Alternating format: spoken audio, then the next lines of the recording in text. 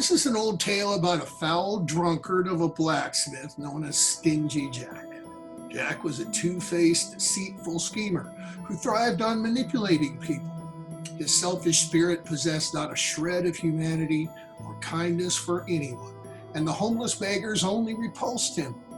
Word of his vile reputation reached Satan, who took more than a passing interest in this evil man. So he put plans in motion to meet it. One evening in the dark hills of rural Ireland, one of Satan's devils posed as a dead man, waiting for Stingey Jack to run into it. When Jack came across the body, a deranged face with wide eyes and an evil grin stared back at him. Stingey Jack instantly realized that his time was up, that the devil had come to collect his soul. He begged for a final request, which the demon granted. Jack told him that he wanted just one more drink before he had to depart the world, and he took the devil to the nearest tavern. Well, one drink turned into another, and then another, and before too long their consumption of alcohol far exceeded the supply, and there was nothing left for the pair to drink. When it's time for them to settle up the bill, Jack didn't have any money. He casually turned to his new drinking buddy, Satan, and suggested that since he was a devil with magical powers, he could simply transform himself into a piece of silver to pay the tab. The devil obliged, but instead of paying, Jack rammed the coin into his pocket. Aware that Stingey Jack had double-crossed him, the devil fought to get out. However, a crucifix in the pocket trapped him in. Jack made a deal with the devil, though. If he would leave Jack alone for a decade, he would release him from the coin, and so the deal was made between Jack and the devil. Once the 10 years was up, though, the devil found Jack once more, ready to take him to hell. This time, however, Jack asked for an apple from a nearby tree to quell his hunger on the long journey. While the devil selected an apple from the tree, Jack quickly carved 4 crucifixes on the bark of the tree, trapping the evil being within its branches. On the condition that he would never go to hell, Jack once again offered the devil his freedom. And once again, the devil had little choice but to submit to Jack's wishes. Stingey Jack continued the rest of his life, safe in the knowledge that he had outsmarted the devil not once, but twice.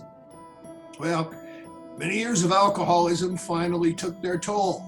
Stingey Jack could outsmart the devil, but he could not outsmart death. When he found himself standing in front of the pearly gates, St. Peter turned him away. Heaven, as many people know, would not welcome a lying, deceitful drunk. Undiscouraged, Jack headed towards hell, where his nemesis was biding his time to get revenge. But Satan also refused him entry, citing the agreement they made never to condemn Jack to hell. Although neither heaven nor hell allowed Jack entry, Satan did grant one last wish. Jack asked for an ember from the fiery depths to give him a little light while he wandered the world in darkness. Satan picked one small red-hot coal and gave it to Jack. To carry his burning ember, Jack found a turnip and hollowed it out, turning it into a makeshift lantern. Ever since then, Jack's ghost could be seen wandering aimlessly around the Irish countryside. Whenever locals saw mysterious lights, they would say, "Yeah, that's just Jack of the Lantern." Later, the term became synonymous with the name for Stingey Jack's wandering spirit, Jack-o'-lantern. With evil Jack damned to wander the world until Judgment Day, the Gaelic Irish community did not want his spirit visiting their homes, so they took precautions on October 31st, the day of the Celtic festival of Samhain. On this day only, spirits of the netherworld could pass through to the world of the living.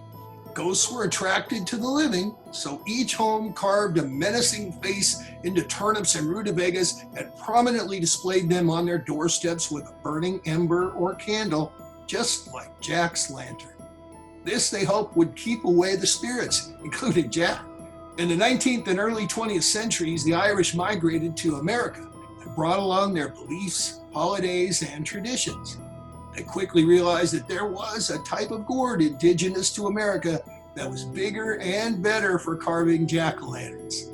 Of course, this was the pumpkin. So the eerie Irish tradition lives on. The same day as Samhain, October 31st, Halloween, 145 million Americans will have bought and carved a jack-o'-lantern. That's the story.